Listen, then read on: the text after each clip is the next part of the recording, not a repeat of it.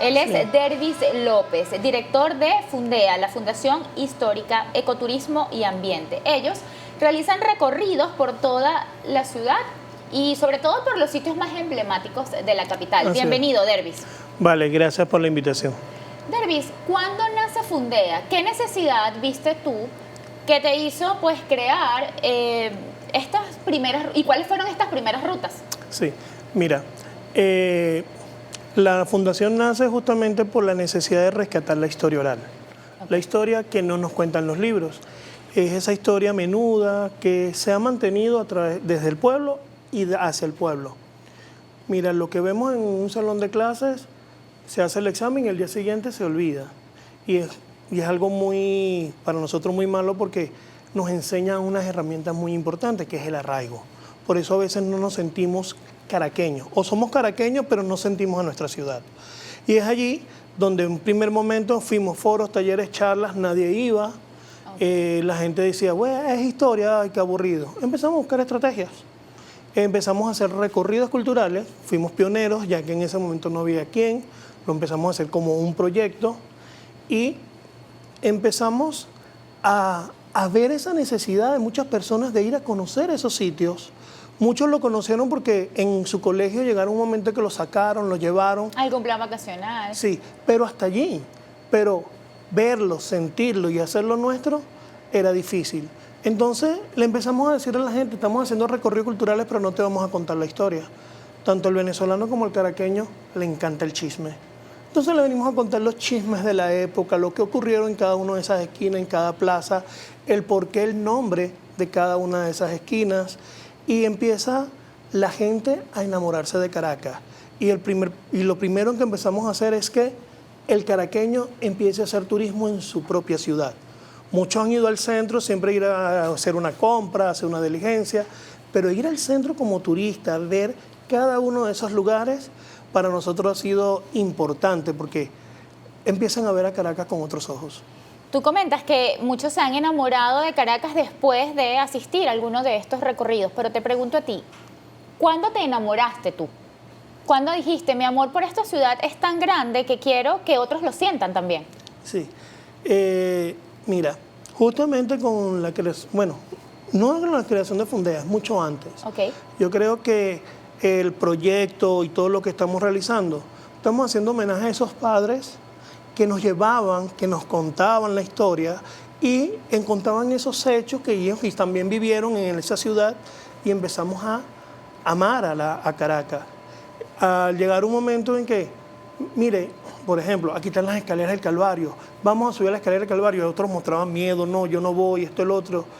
Hay que buscar la manera de poder enseñarla. Ahora fíjense, todo el mundo está yendo al Calvario, sí, lo conoce y todo, pero hace 15 años atrás era una locura y la gente nos llamaba a nosotros locos, pero gracias a Dios que de loco está hecho el mundo. Hablas de los miedos que pudieron haber sentido algunos caraqueños hace 15 años cuando comenzaste con estos recorridos y te pregunto, ¿fue ese el mayor reto que tuvieron que enfrentar al inicio? Sí, fíjate, las rutas, hay un servicio, hay que tener un transporte, hay que tener una logística, eso lo cubríamos nosotros. Así reuníamos el dinero, contratábamos el transporte y invitábamos a las personas que participaran. Y bueno, era reacio, yo no voy. Y bueno, siempre hay uno que otro curioso y salimos. La foto de esos curiosos en las redes sociales hizo de que muchos otros empezaran a venir por la curiosidad de que eso está allí. Por ejemplo, ir al Calvario es sentirte como en una pequeña París. Ir a otros lugares emblemáticos de Caracas y es sentirse fuera de Caracas sin salir de ella. Y eso es lo que nosotros le invitamos a la gente. ¿Qué necesita Caracas? ¿Qué regalo le podemos dar a Caracas? Mira, a Caracas hay que darle muchísimo cariño y comprensión. Es una ciudad muy convulsa, es decir, siempre está en un movimiento. Caracas hasta los años 50 era muy lenta, pero ahora el dinamismo de Caracas ha sido muy rápido. Lo que tú ves ahorita, pasas un año es otro, de repente la estructura la pintaron, de repente colocaron un nuevo café y hace que el caraqueño también esté en ese movimiento rápido.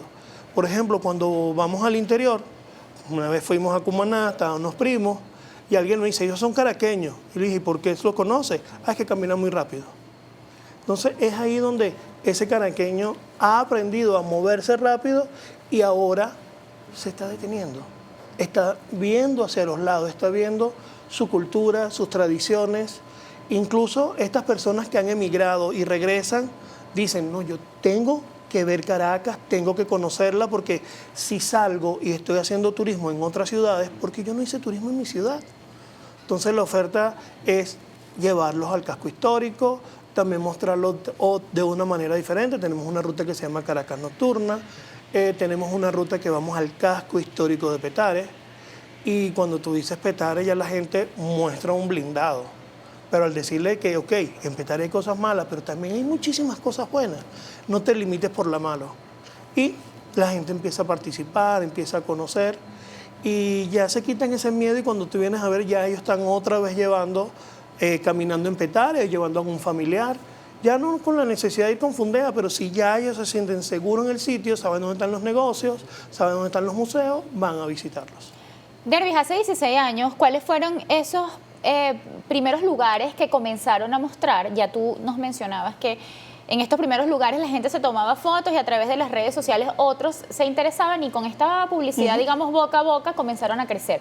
¿Qué debe tener un lugar para que ustedes lo incorporen en su ruta? ¿Cómo seleccionan los lugares a donde vamos a ir? Tiene que tener una historia, porque justamente lo que empezamos a hacer a través de estos recorridos culturales es enseñar la historia en el propio lugar de los hechos. Por ejemplo, ahorita estamos trabajando para implementar una temática, porque hay mucha gente que nos ha pedido, queremos playa, playa, playa. Ok, playa con historias. Porque tú vas a Chichiriviche de la costa, te bañas tranquilamente, disfrutas y te vienes. Y tienes una gente tocando tambor.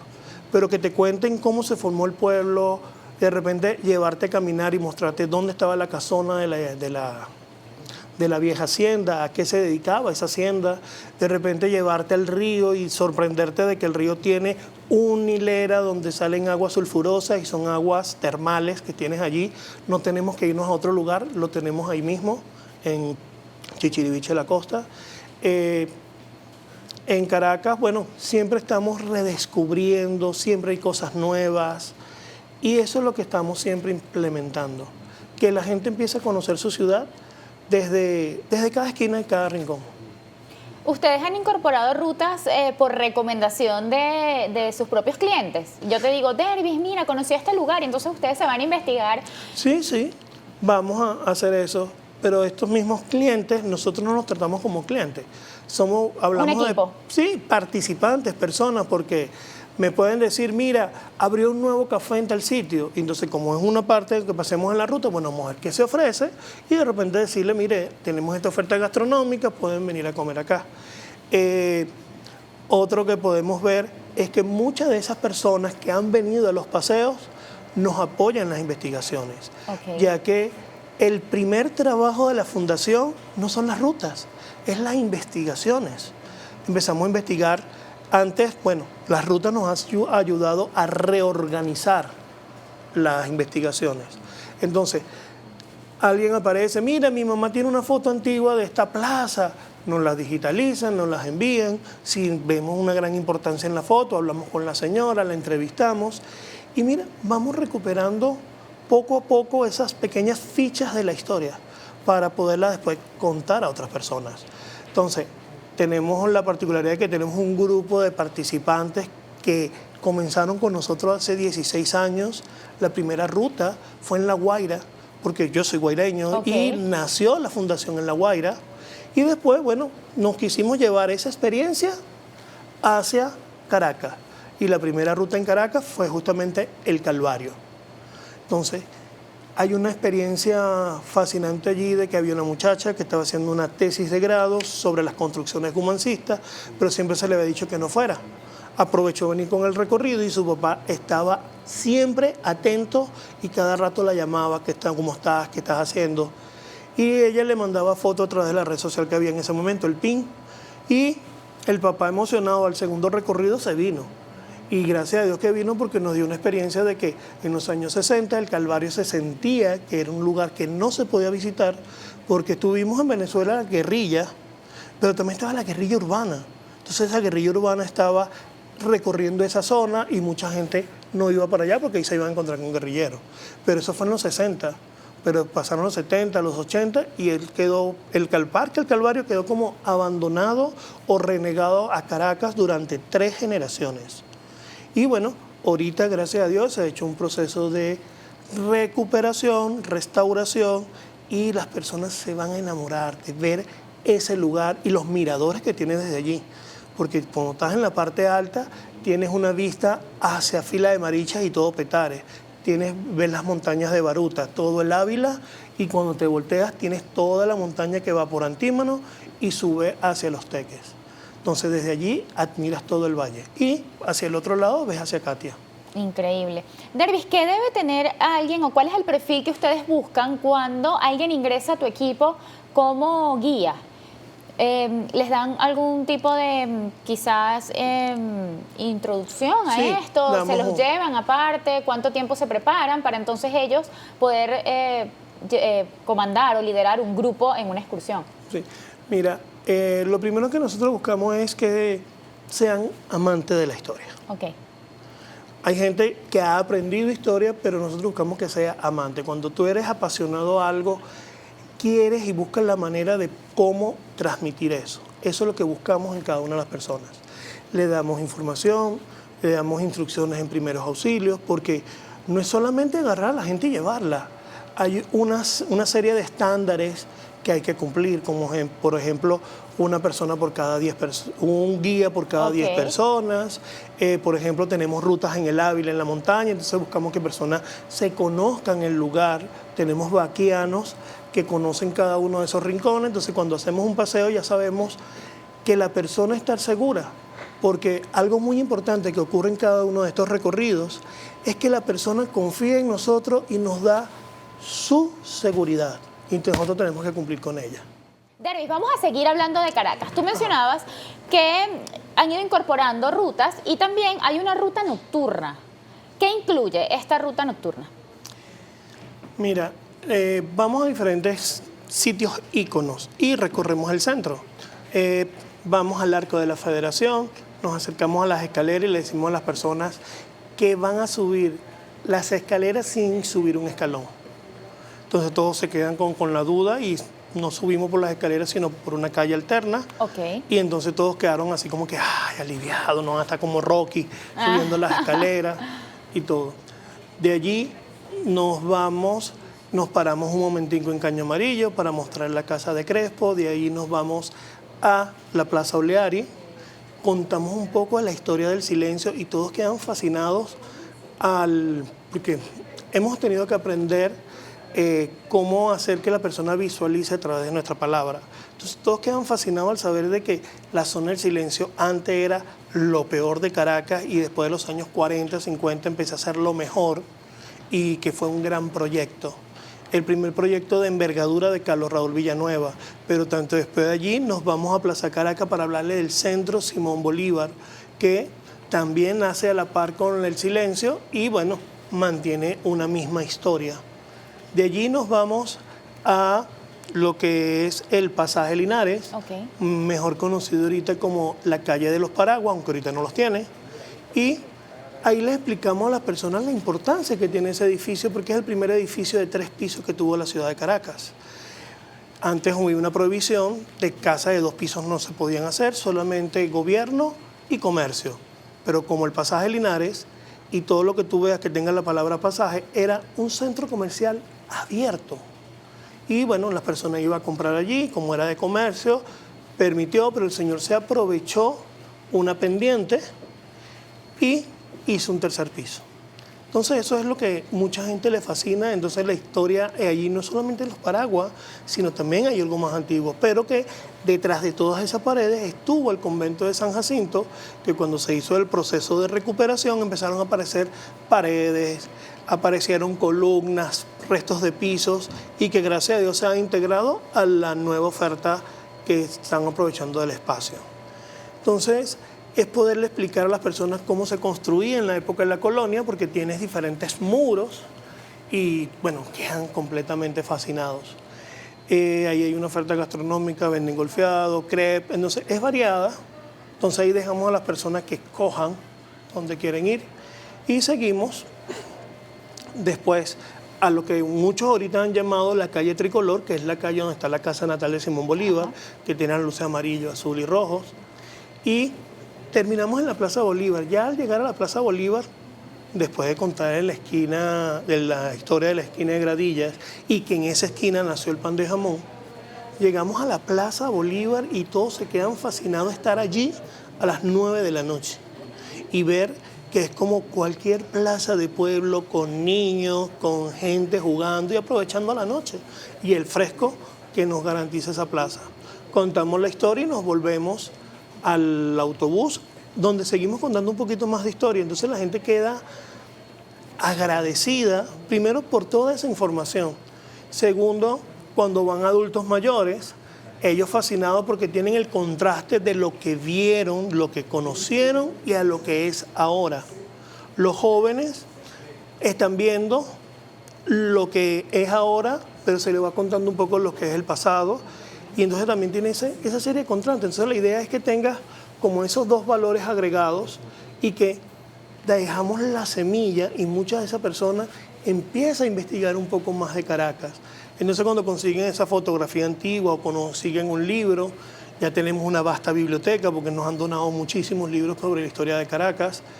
Y esa es la idea, seguir rescatando todos esos pequeños secretos que tiene nuestra ciudad. Dervis, iniciamos pues hablando de ese amor, de eso que te enamoró a ti de Caracas, que hizo que entonces quisieras mostrarla. Si hablamos del enamoramiento, hay varias etapas. Una donde estamos felices y otras donde quizás podemos tener algunas crisis. ¿Has tenido tú personas en tus recorridos que se reconciliaron con la ciudad gracias a ti? Sí, muchísimo. Hay personas que justamente se habían negado a ir al centro porque es peligroso. O porque les pasó algo en algún momento. Y varias generaciones les pasa eso y de repente llegar al sitio, por ejemplo, llegó una señora una vez y se puso a llorar porque vio un lugar y en ese lugar su papá, cuando ella era niña, tenía una tienda, entonces pasaba años que no había pasado por allí. Entonces ver la estructura, entonces ver ese punto sentimental que te une la ciudad contigo. Porque de repente para ella fue esa estructura, pero para otro es un árbol, para otro es, bueno, por aquí me trajo mi mamá de niña, empieza a recordar cuando su mamá la llevaba. Y es ver que hay para cada quien una manera de querer a Caracas y de cómo sentirla. Nosotros lo que hemos sido es un puente cultural entre la ciudad de Caracas y los visitantes. Hablamos sobre tu mayor reto y pues mencionábamos en el bloque anterior que era la seguridad, era que el caraqueño se sintiera seguro en estos lugares. Son las primeras preguntas que te hacen al momento de escoger o no quizás estar en una excursión. Te pregunto, ¿cómo haces tú para controlar el tema de la seguridad? Primero, mostrar seguridad nosotros mismos. Ok. Dos, aunque te digan que la policía, la guardia y todos ellos es lo que te hacen un lugar seguro, es falso. El que te hace un lugar seguro es cuando el ciudadano común decide apropiarse de esos espacios. Cuando se apropia de ese espacio y empieza a ir una gran mayoría de personas, vamos a decir que la vibra negativa se empieza a alejar del lugar y empiezan a ver algo próspero. El gobierno de Caracas ha hecho su gran trabajo de mantener espacios, de limpiar, de tener policías que estén allí atentos, pero creo que la mayor seguridad es esa mamá que baja con sus niños a la plaza, que le lleva su bicicletica, el que otro que juega a la pelota. Una vez, justamente cuando estábamos entrando en este proyecto, bajamos un grupo de personas que veníamos del Ávila, pero el rústico nos dejó en un lado, bajamos y teníamos que atravesar la Plaza Bolívar. Y al estar allí le dije, vamos a tomarnos un café. No, pero es la Plaza Bolívar. No, pero vamos a un café. Y en el momento compramos los cafés y en vez de estar en el sitio, sacamos los cafés y nos sentamos en la plaza. Pasó un señor vendiendo pelota, compramos la pelota y empezamos a jugar pelota y nos sentimos como niños jugando allí. Y esa es la idea, que tú puedas liberar. Yo siempre digo que todo ser humano tiene un pequeño Indiana Jones, un Indiana Jones por dentro. Y eso es... Un aventurero. Sí, y eso es lo que hay que buscar que despertemos. Entonces, cuando tú me hablaste de eso, de cómo preparar los guías, nosotros no quisimos ser esos guías típicos de turismo. Somos turismo cultural y, bueno, nos hemos transformado en juglares. Eso, el que va y te lleva, te hace el cuento, el que te divierte. Hicimos teatro, hicimos improvisaciones, hicimos locución, porque la idea es que a través de la palabra y la oralidad podamos enamorar a la gente. Gracias, Derby, primero por estar tan enamorado de Caracas y segundo, por decidir, por dedicarte a mostrarla. Por favor, dime tus redes sociales y puntos de contacto. Si yo me quiero inscribir para hacer alguna excursión, ¿en dónde me comunico? Ok, nos podemos comunicar directamente a través de @fundea, FUNDHEA, en nuestras redes sociales.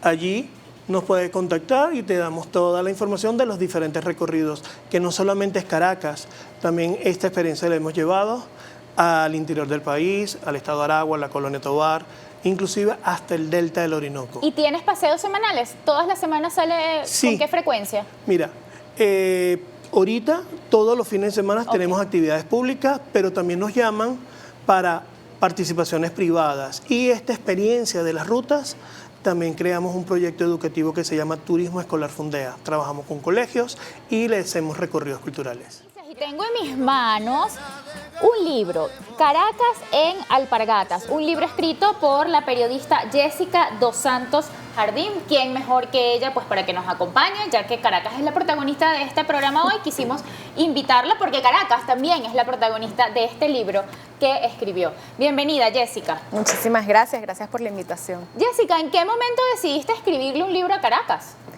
Bueno, cuando me di cuenta que prácticamente todas las ciudades del mundo tienen canciones, poemas, libros, películas, y a Caracas le faltaba como esa gente que se dedicase a hurgar en su historia y decidiese construir, recuperar muchos de esos relatos y bueno, finalmente materializarlos y dejarlos, digamos, para generaciones futuras incluso. Creo que eso es como el plus que tiene, es dejarlo en un libro, digamos, que puede quedar allí un poco con el paso del tiempo. ¿Cuántos años pasaron desde el momento en que tuviste la idea, bueno, le voy a escribir a la ciudad, hasta que finalmente comenzaste a armar tu equipo, seleccionaste el fotógrafo, saliste por las calles ya en plan de voy a escribir sobre esto, a tenerlo acá en nuestras manos? Bueno, el orden fue como, en este caso, como un poquito al revés. Yo primero empecé a hacer las crónicas de Caracas, ya tuve como un cúmulo de crónicas y dije, bueno, pero esto ya está prácticamente cocinado, lo que se necesita es juntarlo, colocarle unas buenas fotografías, complementarlo con algunas entrevistas y ya tendríamos por lo menos este compendio de 13 crónicas que abordan, digamos, unos puntos específicos. Yo estoy segura que a Caracas se le puede sacar muchísimo más el jugo en distintos relatos, ¿no? Pero por lo menos esto, que eran como los cimientos, se construyeron en, yo creo que unos 2-3 años, hasta que finalmente en el 2018 salió el libro impreso. ¿Cómo fue la selección del fotógrafo que forma parte de tu equipo, de Albert Cañas? ¿Por qué él y no otro? ¿Viste un trabajo previo, ya lo conocías, los unía quizás una amistad y decidiste que era el indicado?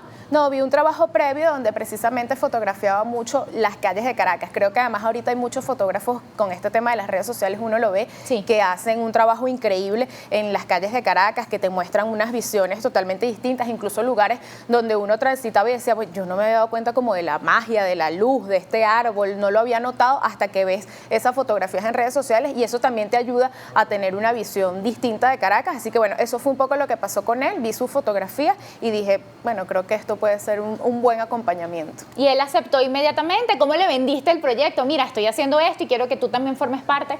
Sí, precisamente como que, bueno, creo que tus imágenes se pueden complementar, digamos, con estos relatos y viceversa. Así que, bueno, creo que funcionó perfectamente. Y bueno, también todo este tema de que el libro saliese en blanco y negro y que sus fotografías saliesen en blanco y negro, como para darle un poquito ese contexto de antaño también al libro y creo que finalmente nos funcionó muy bien, o por lo menos yo quedé muy satisfecha con el resultado.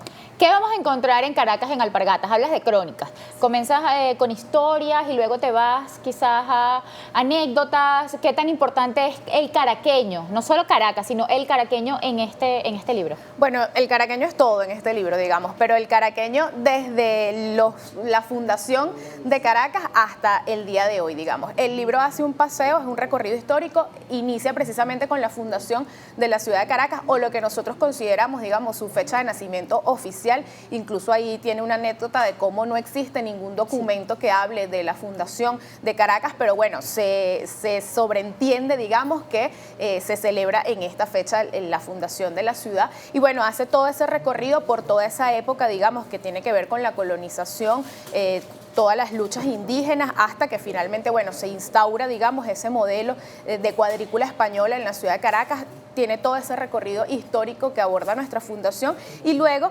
de allí buscamos como maneras de ir interconectando, digamos, de esa historia indígena y de colonización. Por ejemplo, pasamos a cómo hoy en día la mayoría de las calles de Caracas pues tienen nombres indígenas. A veces la gente no lo sabe, pero incluso muchos de nuestros árboles también tienen conexión, sus nombres, con la historia indígena. Entonces todo eso está como plasmado allí, y ya que nos adentramos en sus calles, empezamos a hablar precisamente de toda la arquitectura de la ciudad de Caracas, de todas las distintas influencias que tiene, por ejemplo, nuestra arquitectura. Eso es maravilloso en el tema de Caracas, y es súper apasionante, digamos, porque Caracas, digamos, tiene varios periodos que definieron mucho nuestra arquitectura. Está toda esa época de Antonio Guzmán Blanco, cuando quiso hacer una diminuta París, una París de un solo piso en Caracas. También había mucho temor al tema de los movimientos telúricos, entonces se empezaron a hacer edificaciones de un solo piso en la ciudad de Caracas, y con Antonio Guzmán Blanco llega la construcción de los principales teatros que conocemos, de el Paseo del Calvario, hoy llamado Parque Ezequiel Zamora. Todo eso llega de su mano. Luego con Juan Vicente Gómez también empieza todo eso de meterle infraestructura, digamos, a la ciudad de Caracas, y luego pasa ese plan Rotival hecho por arquitectos franceses, que se queda por la mitad porque inicia la Segunda Guerra Mundial, y después de la Segunda Guerra Mundial toda la influencia que tienen los portugueses, los españoles, los italianos, que llegan a la ciudad de Caracas y que también empiezan a trabajar, digamos, en nuestra arquitectura y a fundar puntos específicos de nuestra ciudad. Entonces también está toda esa influencia que ha tenido la migración, que tuvo y que sigue teniendo la migración en la ciudad de Caracas. Y luego, por supuesto, está el tema de la gastronomía, que no puede faltar. La y que nos define. Que nos define, entendida además como los dulces, pero también como las bebidas tradicionales que tenemos. Está todo el tema de la música, y está incluso un capítulo dedicado al tema del arte en las calles, digamos, de los murales de Caracas, de muchas cosas que terminan siendo características de nuestra ciudad, incluso, bueno, cómo nosotros damos direcciones, por ejemplo, que es muy distinto al resto de los países. ¿Dónde está el kiosco? No, ahí no, en el otro lado. O por colores, o por anuncios que ya no están, o por árboles que ya tampoco están, pero esa es como nuestra forma. Y cuando uno va a otros países se da cuenta que eso es una peculiaridad realmente de la ciudad de Caracas. Jessica, me encanta la pasión con la que nos cuentas todo. ¿Tú comenzaste a amar a Caracas desde niña, o este amor comenzó en las aulas de clase? ¿En qué momento comenzaste a decir, oye, me gusta mi ciudad, amo mi ciudad y quiero mostrarla, igual como conversamos con Dervis? Bueno, yo soy caraqueña y yo siempre nací y me crié en el centro de la ciudad de Caracas. Esos eran como mis predios, digamos. Pero luego, cuando yo entré en la universidad, me di cuenta que mucha gente realmente no conocía de Plaza Venezuela hacia el oeste, ¿no? O sea, realmente pasaba, ¿no? Incluso cuando algún compañero de la universidad me iba a dar la cola, me decía, pero ¿dónde es exactamente que vives? O sea, nunca se había abordado como ese otro lado de la ciudad. Por supuesto, por temores, por estigma también, porque había un tema de seguridad, ¿no? Entonces, había como un lado olvidado de la ciudad de Caracas, y yo empecé como a pensar esto, y decía, pero ¿por qué? Si hay tanta magia, hay tanta historia, hay tantas cosas que contar también del otro lado de la ciudad. Entonces ahí quedó como la semillita. Pero después también me di cuenta que existen muchos caraqueños que no se han enamorado de la ciudad, y que a veces incluso se expresan, digamos, de forma despectiva. Sí, muy negativamente la ciudad. Y yo dije, bueno, quizás una de las maneras de solucionar este tema, o por lo menos de abordarlo, es darle a la ciudad el contenido histórico que realmente tiene, decirle a la gente, vives en una ciudad importante, naciste en una ciudad importante, que es un punto de toda la historia transversal, digamos, además a toda la historia de Latinoamérica. Entonces, que además fue hito en su momento de muchas cosas, de los edificios más altos, etcétera, ¿no? La arquitectura. Entonces, decirle, bueno, y las cosas que no te gustan de Caracas también tienen una explicación. O sea, si a ti no te gusta el tráfico porque te colapsa, el caos, eso también tiene una explicación. Pero si crees que hay demasiada gente en Caracas, también tiene una explicación. Hasta el caos se extraña. Cuando uno está fuera de Caracas, yo misma digo, yo necesito mi ciudad. Bueno, eso pasa. Yo antes decía, bueno, Caracas es muy ruidosa, pero realmente a veces uno extraña eso, como también extraña los momentos de plenitud que te da Caracas, ¿no? Y muchas veces cuando tú le dices a la gente, bueno, ¿qué rescatas de la ciudad de Caracas o qué extrañarías? La gente menciona, bueno, el Ávila, el cerro, la montaña. Y eso está muy bien, digamos, es nuestro principal ícono. Pero hay muchas otras cosas de Caracas, ¿no? Caracas no solamente es rica por su clima, Caracas es rica por un montón de cosas más. Pero si tú no lo conoces, no lo vas a amar. Digamos, uno no se enamora de algo que uno no conoce. Entonces, ese era como el primer trabajo que había que hacer, digamos, presentar esta versión de Caracas más completa y ver si la gente se enganchaba, se enamoraba. Jessica, ¿en algún momento dudaste del potencial que tenían estas crónicas, de que alguien pudiera estar interesado en publicarlas? Y si fue así, ¿cómo superaste este miedo que puede tener cualquier escritor? Digamos, no dudé tanto del potencial, pero sí dudé de si realmente había como espacio para que se publicase un libro de este tipo. Y más allá de eso, de si realmente había como voluntad, digamos, de la gente de leer este libro. Okay. Más que, digamos, el proceso editorial, me preocupaba ver un poco si realmente la gente se engancharía con esta temática. Pero realmente sí, o sea, he tenido respuestas muy positivas sobre el libro y sobre todo las personas mayores, además, que siempre tienen como un plus, algo que agregarle a lo que ya cuentas ahí, porque además es gente que tiene esta historia en su propia piel, ¿no? Tienen la parte vivencial, digamos, muchos de lo que todavía aquí se narra. Yo creo que es un trabajo bellísimo este tipo de programas y este tipo de rescates, digamos. Incluso se lo comentaba a tu invitada del próximo bloque, que con el tema de la gastronomía, yo le decía, es sumamente importante ese tema porque realmente se va perdiendo, digamos. A veces la gente que tiene en sus manos esas recetas, así como las que tienen estos cuentos y estas historias, pues van falleciendo, digamos, y no existe una generación que se vaya apropiando de esto y que lo vaya comunicando. Entonces, por eso también es importante, pero yo sí temía si iba a haber receptividad o no, sobre todo por lo que hablábamos, ¿no? Porque todavía hay gente con unas opiniones muy negativas, digamos, de la ciudad de Caracas. Hablando sobre la receptividad, ¿cuál es el feedback que tú recibiste de los habitantes de cada una de las zonas que mencionas en el libro?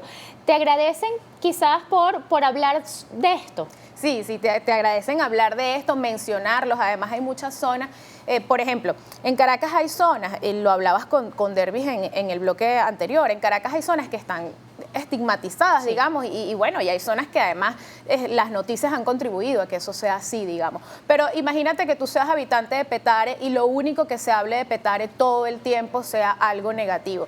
También debes sentir como un poco de, oye, pero ya va, o sea, también tenemos otras cosas que contar. Entonces, cuando se ven reflejados en libros o en distintos productos, digamos, culturales, y ven reflejada una cara distinta, dicen, bueno, pero es que bueno, ¿no? O sea, también hay alguien que puede notar que hay otras cosas, digamos, en este espacio físico, pero entendiendo que el espacio físico sin las personas no es nada, digamos. O sea, Caracas sin los caraqueños no existe. La gente define las ciudades, o por lo menos una parte muy importante, un porcentaje muy alto. Entonces hay una receptividad bonita, digamos, al ver otra cara, otras historias de sus comunidades, de sus barrios, de sus parroquias.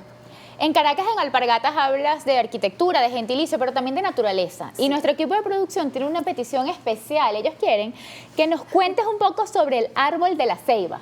Sí, el árbol de la ceiba, que está como diagonal a la Asamblea Nacional de Venezuela, muy cerca de la Plaza Bolívar de Caracas. Eso es un árbol muy emblemático. Imagínense, fue sembrado en 1866, nada más la cantidad de años que tiene el árbol. Y fue sembrado por la hija de un prefecto en el patio del convento de Carmelitas, porque eso era lo que funcionaba allí. Luego tumban el convento, pero el árbol se queda, ya había crecido unos metros considerables, y Antonio Guzmán Blanco decide colocar una estatua de él. Es una práctica como muy común de Guzmán Blanco, iba colocando estatuas de él. Se decidió colocar una estatua junto a ese árbol y a los caraqueños les dio por bautizar esta estatua como el saludante, ¿no? O sea, pues ellos siempre pasaban y estaba como la estatua allí. Y todas las personas que trabajaban en la esquina de la bolsa empezaron a refugiarse debajo de la sombra de ese árbol para escribir los distintos trámites que se hacían, digamos, en el centro de la ciudad de Caracas. Entonces empezaron allí a hacer ese árbol pasó a ser como un punto de encuentro. Pero además era un árbol que, bueno, iba creciendo en medio del calor, digamos, político que caracteriza al centro de Caracas, donde están todos los poderes. Y se le llegaron a escribir incluso cuentos, poemas. Hay uno de Garmendia muy bueno. También hay un poema que se llama Versos Tremendistas de Miguel Otero Silva, donde él va haciendo como una analogía a lo que se vivía dentro de la Asamblea Nacional, en los debates de los diputados, con el crecimiento de ese árbol, ¿no? Entonces realmente el árbol pasó a ser un personaje, digamos, de la Caracas de aquellos años, y mucha gente pasa por el árbol hoy en día y no lo tiene, digamos, tan presente, aunque todavía se conserva y forma parte de los árboles abuelos de Caracas, porque hay otros más cerca del mercado de las Flores, por ejemplo, en las Fuerzas Armadas, casi llegando a San José. También hay un árbol muy emblemático cerca de la Biblioteca Nacional de Caracas también. Es decir, Caracas tiene una historia muy bonita con los árboles, y yo sé que a veces cuando alguien va a talar un árbol, otros se ponen como muy molestos, ¿no? Y hay gente que no entiende, digamos, ay, pero ¿por qué tan hippie? No es tan hippie. Los árboles también guardan buena parte de la historia de las ciudades, de los pueblos, ¿no? Y por eso es importante, digamos, preservarlo. O sea, nosotros hoy podemos decir que hay un árbol que está desde 1866 y al que buena parte de nuestros mejores escritores venezolanos, poetas, le han escrito unos versos, ¿no? Unas letras. Entonces, eso es algo realmente muy bonito. Jessica, Caracas no da solo para un libro, da para una enciclopedia. ¿Hay algo que no contaste, algo que dijiste, bueno, oye, me faltó esto? ¿Hay posibilidades quizás de ver una segunda parte de Caracas en Alpargatas? Me gustaría mucho, porque este libro tiene un fuerte compendio de las historias de esa época colonial y de la fundación de Caracas, y es como un abrebocas, digamos. Pero creo que después han venido muchísimas cosas, ¿no? O sea, ya estamos en pleno siglo XXI y hay muchas otras cosas que pudiéramos contar de Caracas. Y yo creo que ahorita en Caracas pasa un fenómeno, que es que a veces tú ves que se construye algo y pasan 3 meses y eso que estaba ahí ya no está. Es decir, ahora Caracas tiene unos ritmos bastante violentos. Digamos, ya los tenía. Cabrujas decía que Caracas era una ciudad en constante demolición, y eso ha seguido, ¿no? Hasta el día de hoy. Hay cosas que tú ves y de repente al cabo de unos meses ya no está. Entonces yo creo que se prestaría a hacer un registro, digamos, actual de ciertas cosas de Caracas que quizás dentro de unos años ya no veamos ahí, así como hay comercios emblemáticos, bares, restaurantes, etcétera, que formaron parte de la historia importante de Caracas y que hoy en día ya no están allí. Entonces, creo que esa segunda parte podría ser una mucho más apegada al día de hoy, digamos, a los tiempos actuales.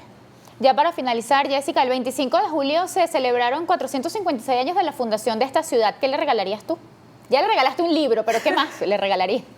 Bueno, yo le regalaría, yo creo que Caracas necesita como más compasión de quienes la habitamos, digamos. A veces le damos hasta con el todo a la ciudad de Caracas, o sea, nos quejamos mucho de la ciudad. Y yo creo que Caracas necesita compasión, necesita que la miremos con unos ojos mucho más comprensivos, que la conozcamos, digamos, para que podamos entender también sus carencias, las cosas que le hacen falta, ¿verdad? Y también para que podamos darle más amor a la ciudad de Caracas. Yo le regalaría mi mirada compasiva, que quisiera fuese la mirada compasiva de todos los que habitamos la ciudad de Caracas. Yo escribí hace poco un texto al respecto, porque había un chef que yo sigo en Instagram y él le preguntaba a la gente a qué te huele y a qué te sabe la ciudad de Caracas.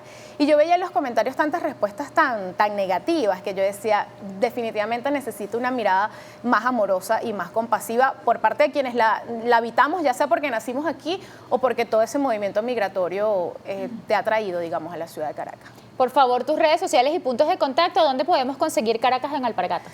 Caracas en Alpargatas, la edición impresa se agotó muy rápido, en menos de un año. A mí todavía me quedan algunos ejemplares. Está también la versión digital, esa sí está en internet. De hecho, la descarga es gratuita.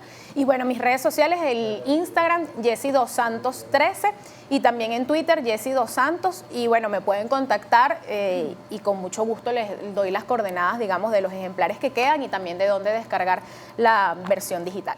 Vamos a descubrir en esta parte del programa a qué sabe Caracas. Me acompaña Matilde Rico, ella es cocinera de comida mantuana. Bienvenida, Matilde, y buenos días. Hola, Beatriz, ¿cómo estás? Es un Muy placer bien. estar con ustedes una vez más. Además, contenta de descubrir a través de ti a qué sabe nuestra ciudad. Nuestra ciudad es maravillosa. Yo estoy enamorada de Caracas. Estoy feliz de que haya un auge en este momento, de que se está recuperando la ciudad. Todo lo que me sucedió de todo lo que hablaron, fue maravilloso. Caracas puede ser dulce, puede ser sublime, y está el auge en este momento de todos los grandes cocineros caraqueños que están haciendo su aporte, que están dando a la ciudad y a nuestros ciudadanos como todo ese recorrido por todo lo que ha sido la historia de la gastronomía de nuestro país. Este momento definitivamente tenía que llegar y yo no puedo más que estar orgullosa de ser venezolana y atraer un granito de arena para toda tu audiencia. ¿Cuánto tiempo tienes tú cocinándole a los caraqueños y cómo es el paladar del caraqueño? Bueno, esa es una pregunta muy controversial porque las personas pueden pensar que es mentira. Yo tengo 63 años y estoy cocinando desde los 9 años con mi mamá. Mi mamá es andina porque mi mamá vive todavía de Trujillo y con ella comencé a hacer hallacas desde los 9 años. Saquen ustedes la cuenta. Tengo más de 40 años cocinando. Por supuesto que para dedicarme a la cocina no fue desde los 20 años, aunque lo hacía para la familia, lo hacía para reuniones y ya tengo 3 años con este emprendimiento y 15 cocinando para pedidos. Eso es. Ahora hablemos de la gastronomía caraqueña. Bueno, ya va. Antes mencionaste que tus hallacas eran andinas y me encantan porque mi abuela también es andina y de verdad que aunque hoy estamos hablando de Caracas, yo les voy a decir que si usted no ha probado una hallaca andina, pues tiene que hacerlo porque son deliciosas. Se ha perdido de la vida. Ahora sí, hablemos de Caracas. Sí. Vienes con algo divino, por cierto lo probé ayer, una de tantas veces que ya la he tomado y es la chicha caraqueña. Sí. Te pregunto, ¿la chicha viene de Caracas o es que en Caracas tenemos una manera particular de prepararla? La chicha tradicional, esta que yo traigo, es de Caracas. Ok. Sin embargo, para hacer un recorrido por nuestra gastronomía en cuanto a la chicha, la receta más antigua se hacía en la época de la colonia, se hacía con maíz pilado, se le ponía jugo de piña, se dejaba fermentar y su canela, su pimienta guayabita. Esta era la chicha más tradicional y es la que rescata más los Andes venezolanos, la chicha andina, que es la fuerte, la que es como alicorada. Inclusive los indígenas llegaban a rascarse con esta chicha. Okay. Y es una receta ancestral. Esta también, desde la cocina de los mantuanos, viene la chicha y siempre la preparaban las abuelas cuando había una fiesta, cuando había algo importante, se preparaba. El rescate de la chicha llevó, por ejemplo, en Maracaibo, en los años 90, ya viniéndonos más acá, ellos hicieron muchas franquicias de la chicha para rescatarla porque ya las mujeres profesionales, todos fueron yéndose para sus trabajos y no había tanto la preparación de esta delicia, pues, que tanto es un postre como una bebida. Entonces los maracuchos trajeron la chicha de sémola, que es la chicha de pasta. Eso no puedo dejar de decirlo porque los maracuchos han tenido para la gastronomía de Venezuela, aunque estamos hablando de Caracas, cosas muy importantes. Sin embargo, esta es la caraqueña. ¿Cuál es el toque del caraqueño? La caraqueña se hace con arroz. Okay. Ahorita vamos a hacer una muestra. Yo la traje aquí así tal cual como lo sirven los chicheros de nuestras esquinas. Para los venezolanos y para los caraqueños es una fiesta realmente. Tú misma me acabas de decir que la probaste ayer. ¿Dónde? En el Latillo, no sé. Sí, en el Cafetal. Cuando uno quiere hacer, vamos a salir con los niños, vamos a hacer, por decirte, fiesta de los fines de semana. Buscamos en cualquier esquina una chicha, en el mercado de Chacao, en la plaza de Latillo, en los mercados populares. Siempre buscamos esta delicia, o sea, nadie se lo quiere perder porque es como algo que no se hace normalmente en nuestras casas. Entonces, vamos al rescate de todas esas cosas importantes de nuestra gastronomía. A eso vamos. Esta es con arroz, lleva leche, vainilla, canela y leche condensada. Esto no es un secreto. Yo no tengo ningún secreto para la chicha. La chicha, esta es la receta. Hay gente que le pone más, menos, pero la receta de la chicha caraqueña es esta, la que conseguimos en las esquinas. Leche, azúcar, leche condensada y canela. Canela, exactamente. Así, y mucho hielo, pues. Entonces, nada. Esta chicha tiene que quedar súper espesa para que sea divina, pues. Y que esté bien fría. Y ya aquí adentro está el arroz. Ya, aquí adentro está el arroz. Bueno, la receta varía de acuerdo a las proporciones o las cantidades Ajá. que quiera ¿Cómo hacer sería cada la familia. preparación quizás para una jarrita de 1 litro? Ok, vamos a hacer como que el procedimiento, ¿no? Vamos a colocar para una jarrita.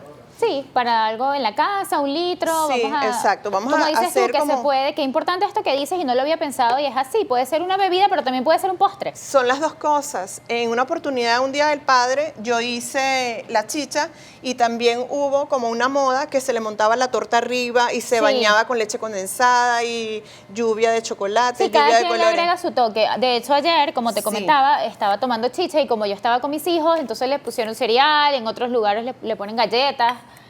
Sí, es un festín, A definitivamente. mí me gusta clásica, a mí me gusta sin A mí también. inventar Bueno, tanto. bueno, me gusta con canela. Con canela, Sí, claro. yo ahora estoy colocando leche en polvo y agua. Por la cuestión de no traer los líquidos era complicado. Ok. Pero es lo mismo tener la leche lista y ponérsela. O sea, no No cambia el sabor. cambia el sabor.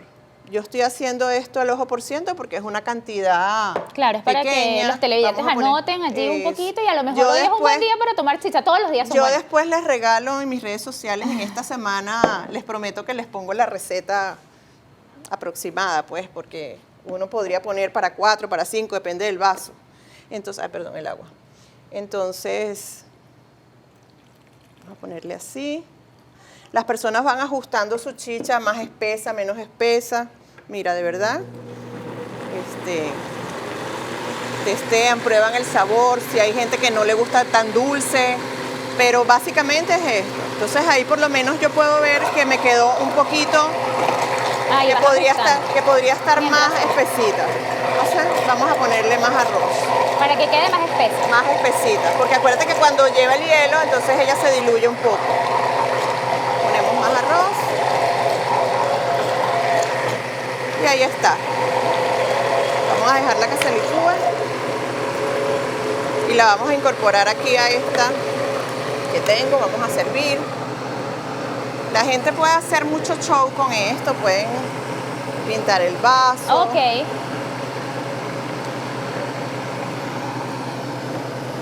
Pueden poner la canela y regarla. ¿Ves?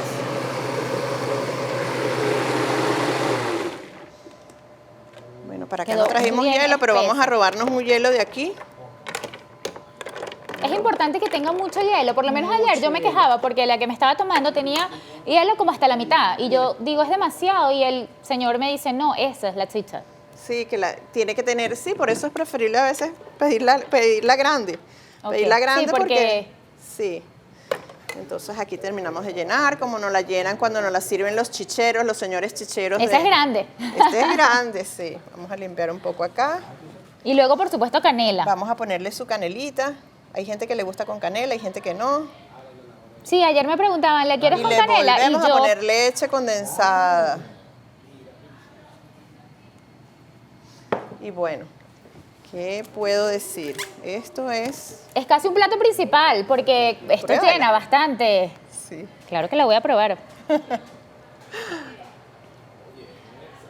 Deliciosa. Delicioso, sí, de verdad que esto, inclusive, Deliciosa. te la puedes tomar de merienda y ya quedaste full. Claro, porque llena muchísimo. Por eso es que tú decías que puede sustituir el momento del postre. Así es, O puede acompañar también. puede acompañar un postre. Pero es pesada también como Es- para acompañarla. Es pesada para acompañarla, sí, más que todo yo lo serviría como un postre, siempre es así, como que le dicen los andinos al puntal, que es la merienda. Matilde, tenemos que irnos a la pausa, pero antes, además de la chicha, otra bebida que sea muy caraqueña. Bueno, está el carato, que es puro arroz, sin tener la leche. Está el guarapo de piña, que es la piña, Ah, las sí. conchas de la piña. Y bueno, hay gente que también pone las conchas de la piña, la deja fermentar, la licúa y la cuela con su canela y su pimienta guayabita. Esas son como bebidas muy, muy refrescantes de la Caracas, pues.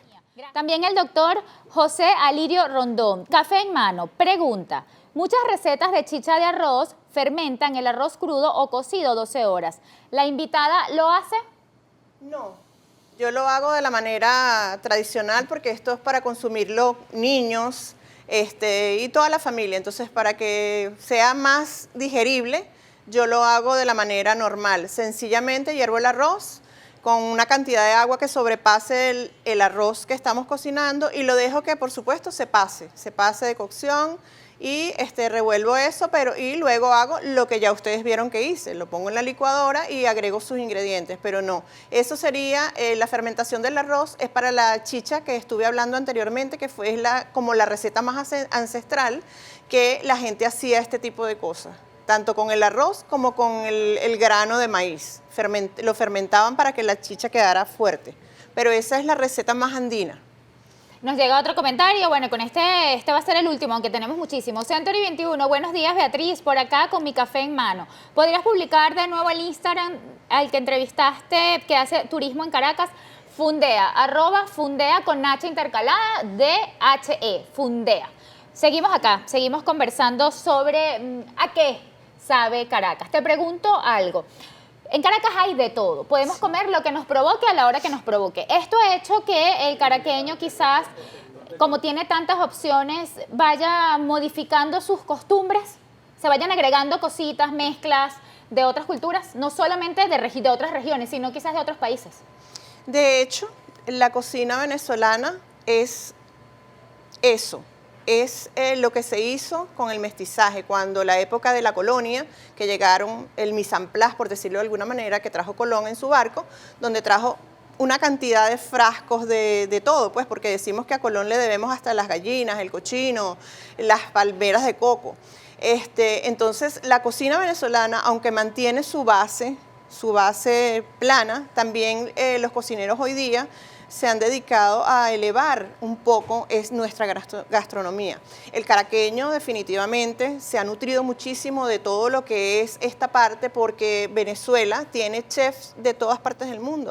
Aquí podemos decir que los venezolanos, no hay venezolano que no sepa lo que es un arroz chino, un sushi, una comida... Un ceviche. Un ceviche. De hecho, yo domino bastante la parte de la comida peruana porque me gusta y porque tenía una amiga que su mamá me enseñó hace muchísimos años.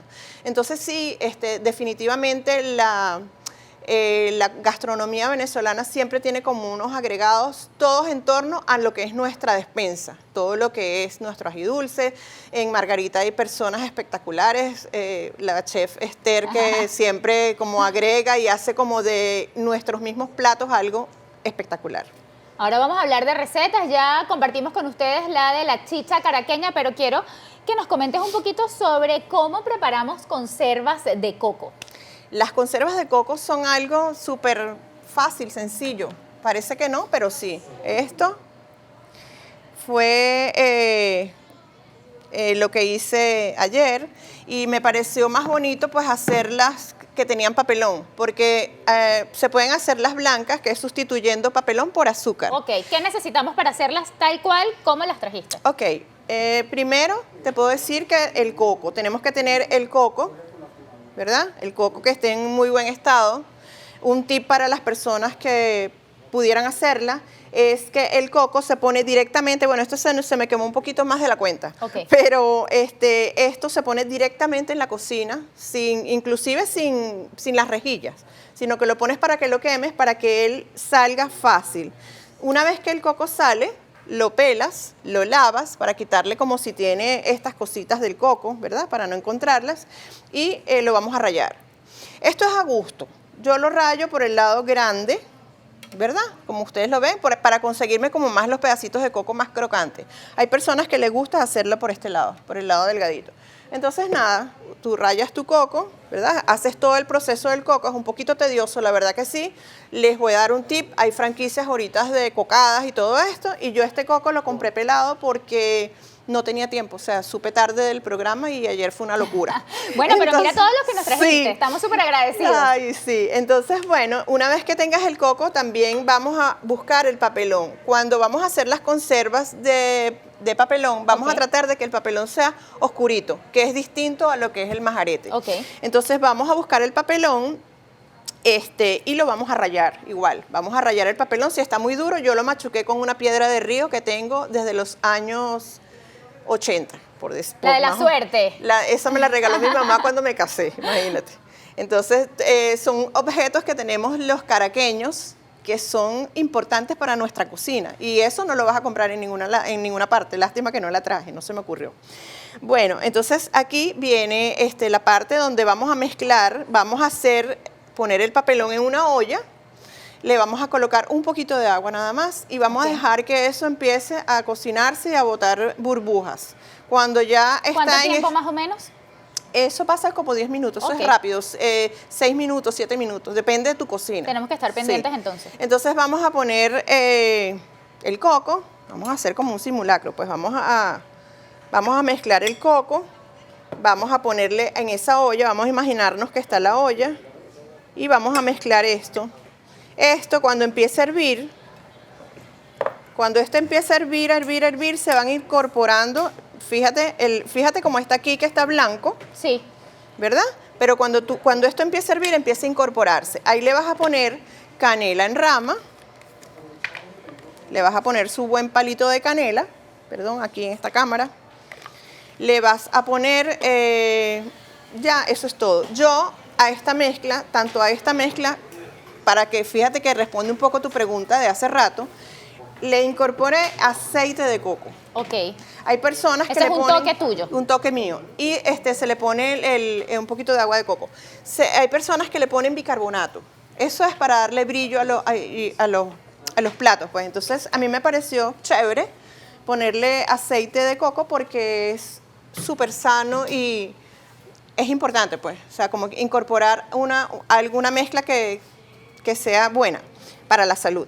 Entonces, una vez que está así, obviamente esto no lo voy a poder ensamblar como quisiera para los televidentes. Yo uso esto para que bolitas de helado. Sí, para que me queden más o menos todas del mismo tamaño. Sin embargo, como esto es algo que se maneja caliente, porque después si lo dejas ahí enfriar y lo quieres acomodar, ya no se puede porque el papelón se pone como una melcocha. Entonces puedes utilizar 2 cucharillas también y tratar de darle la formita en el momento de una vez.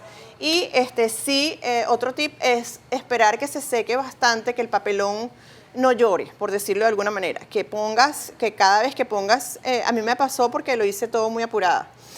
Después tuve que sustituir las hojitas o el papel o donde ustedes lo vayan a colocar. También lo pueden hacer en una bandeja y picarlo, no pasa nada. Casi tan importante como la preparación es la presentación, porque vemos todo acá bellísimo, está todo finamente cuidado. Así es. Sí. Porque también el caraqueño come por los ojos. Sí, si tú esto es un plato típico muy de la costa. Entonces, si tú vas a la playa, vas a ver esas mujeres que se montan un turbante y se ponen, y niños también. Emblema de la costa. Porque ha sido como sustento. El coco también ha sido sustento, al igual que nuestro maíz. Entonces, ellos, así, hay un club donde yo voy en Higuerote, donde nos presentan los coquitos en esas hojas espectaculares y me parece súper bello, pues. Entonces me pareció mejor que un papelito o que una servilleta o que cualquier otra cosa. Entonces... Y vamos a pasar ahora al majarete. ¿Qué necesitamos para preparar majarete? Para el majarete, la reina del majarete es la harina pan. Tenemos nuestra harina, también por supuesto el coco rallado, vamos a rallar el coco y este coco lo vamos a meter en la licuadora con agua de coco, si se tiene y si no se le pone agua normal y vamos a licuar muchísimo esto, vamos a utilizar un colador y vamos a exprimir mucho toda esa leche de coco que nos salga la cantidad que queremos para la receta. Esta receta se las voy a poner esta semana. Entonces exprimimos toda esa cantidad de leche y vamos a incorporar la leche de coco a la harina pan, le vamos a poner igualito, le vamos a poner su palo de canela, prácticamente tienen casi los mismos ingredientes, solo la harina. También le vamos a poner su canela, le vamos a poner pimienta guayabita, no la traje. Yo le estoy poniendo, como les dije anteriormente, para darle brillo y para darle soltura a la masa, que cuando uno la está haciendo, bueno, es un poco engorrosa manejar la masa cuando se está poniendo espesa. Entonces le puse su toquecito de aceite de coco y el papelón. El papelón del majarete no debería ser tan oscuro o no deberíamos ponerle tanta cantidad para que el majarete no nos quede negro y no se afee, pues, porque el color del majarete es este. Okay. Yo a propósito del majarete y de Caracas, yo traje estos platos que no son quizá para los televidentes dirán, bueno, pero esa señora trajo esos platos tan feos, tan esportillados. El peltre es algo que se ha usado siempre. Y yo con mucho orgullo puedo decirte que estos platos los tengo igual, me los regaló mi madre en el año 80, cuando me casé por primera vez. Y bueno, así, de esta manera presenta... Se sirve el majarete. Se sirve el majarete, no bonito ni no sé qué decorado. De esta manera se sirve el majarete, no agarre cuchillo. Y la consistencia de un majarete es esta. Ok. Es así, es esto. Es delicioso, también es un plato súper emblemático de la cocina caraqueña, lo conseguimos en el Hatillo cuando vamos de paseo, lo conseguimos en el centro. Y también, Matilde, lo podemos conseguir en tus redes sociales. En mis redes sociales. sociales. ¿Cuáles son tus redes sociales? ¿Dónde podemos encontrarte si queremos no solamente esta, sino otras recetas? @Venezuela es un guiso. Si tuviera que decirte rápidamente un ingrediente que no puede faltar en la cocina del caraqueño, por lo que mencionas acá, para hacer dulcitos, es la canela. Lo vimos en la chicha, lo vimos en el majarete y lo vimos en las conservas. La canela es súper importante, súper importante, sí, porque le eleva el sabor, es una cosa, un toque demasiado rico.